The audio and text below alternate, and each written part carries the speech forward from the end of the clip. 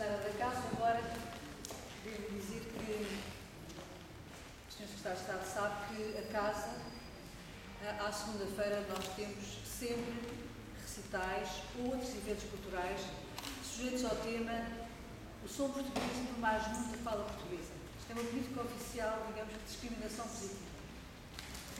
E agora eu iria intervir enquanto cidadã e dizendo que estou muito comovida e ao mesmo tempo muito impressionada com o que está a passar aqui. Eu intervenho como cidadã, dirigindo-me aos cidadãos que estão aqui e que são meus irmãos. Sabem, eu tenho uma vivência, sou mais velha, estava do governo, e vivi numa altura em que eram meus irmãos, para a conquista da liberdade, todos os povos falavam português. Éramos irmãos na luta pela liberdade. E eu lembro-me que eram os meus queridos irmãos da Casa dos Santos do Império.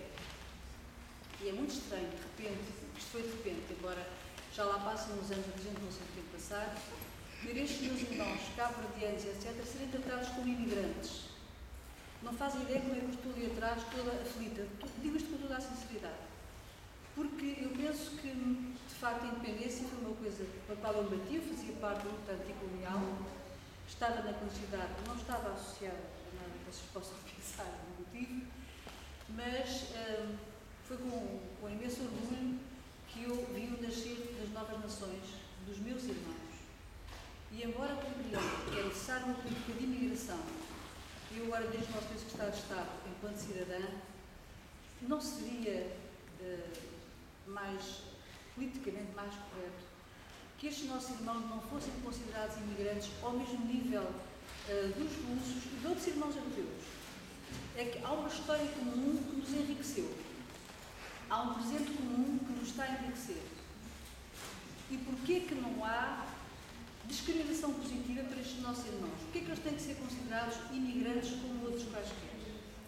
Isto é uma coisa que eu não compreendo. Não podem imaginar o que me afligiu quando vim passar os meus irmãos à espera de mudar os passaportes, à chuva, ao vento, e pensava como é que o meu país consegue ver isto e não ser um dador da alma? Porque eu sou vós e vós somos nós.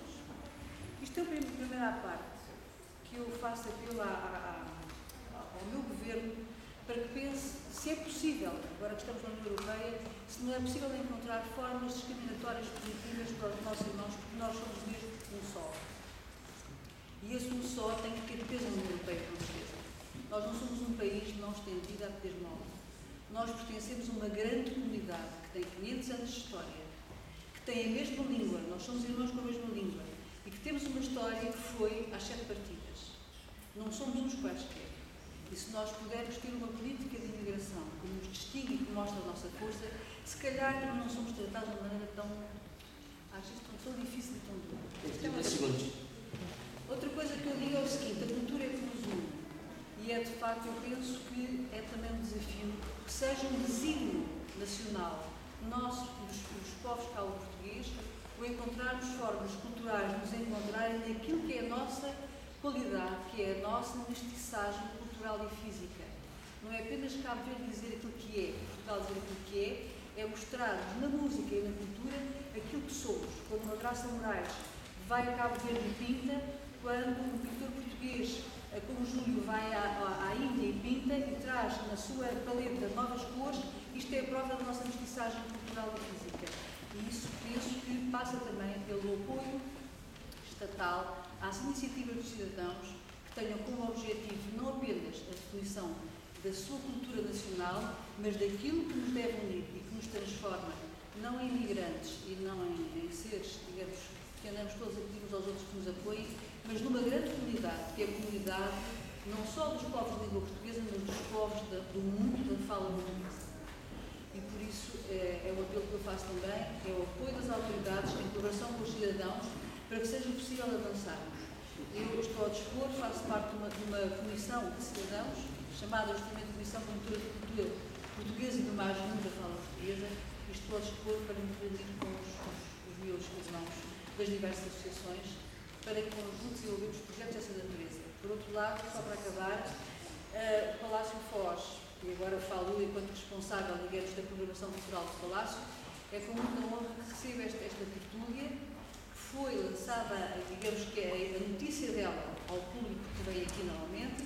A minha sugestão era que, independentemente de levar estas tertúlias aos bares, que parece que é interessante, quando estas tertúlias forem abertas aos cidadãos que também moram cá, que não são só portugueses, mas também as nossas coisas, fosse a tertúlia no sentido antigo da palavra, tal e é.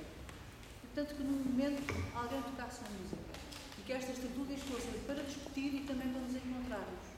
E não há, porque realmente a mensagem que é levada a sério e ao mesmo tempo com alegria, mostrando que nos une. Este ano foi o ano do Fado, capital europeia. Doutora Anabela, tenho mesmo de concluir. Vou concluir, mas está bem. O Fado, a Morna e o Mandó e mais as músicas brasileiras são tão parecidas. A próxima deputada, Sofia. Obrigada.